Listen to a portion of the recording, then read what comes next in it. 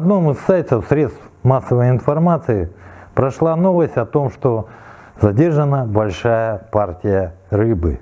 Сейчас пострадают люди, будет уголовное дело. Оно произойдет из-за того, что один контролирующий орган решил заменить другой, и при этом не проверив все документы. И все это относится к рыбакам нашей Арктики, коренным народам Севера.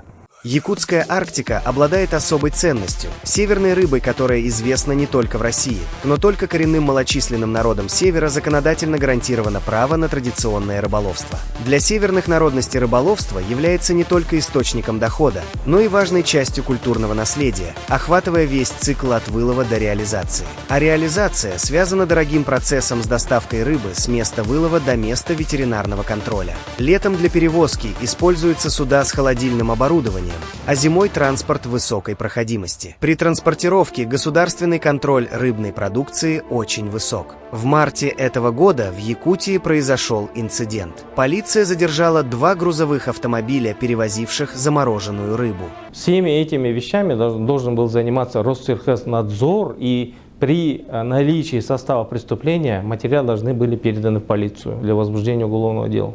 Но тут телега стала впереди лошади, и в полиции занимается всем этим процессом. Но однако по закону ветеринарии всем этим процессом должен был заниматься Россельхознадзор.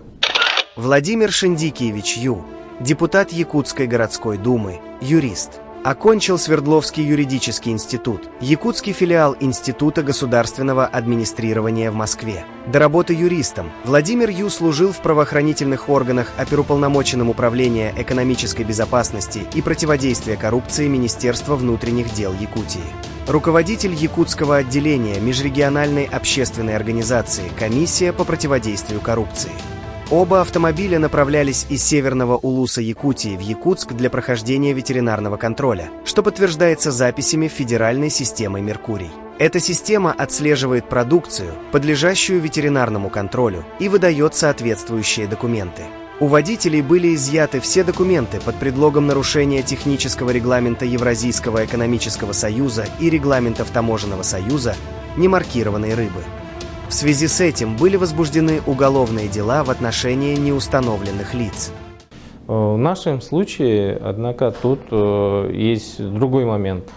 Постановление правительства Российской Федерации номер 1682, введение обязательной маркировки продлено до 2027 года, 1 февраля. Соответственно, рыбная продукция не должна была быть маркированной. Тот же «Меркурий» – это федеральная государственная информационная система, которая установлена федеральным законом о ветеринарии. Она тоже не вразрез работает технического регламента, а параллельно в унисон. Это в одном законодательном поле. И в системе «Меркурий» полностью в режиме, онлайн-режиме можно выявить, есть ли продукция зарегистрирована ли в системе «Меркурий» или нет. В течение суток можно было установить, что никакого хищения не было произведено, что рыбная продукция следовала в Якутск для проведения ветеринарных исследований. И, соответственно, в течение 3 суток, согласно Уголовно-процессуального кодекса, материал должен был быть, по идее, собран и вынесено постановление об отказе в возбуждении уголовного дела. В конце апреля на основании этих же регламентов и статьи Уголовного кодекса России суд вынес постановление о конфискации продукции.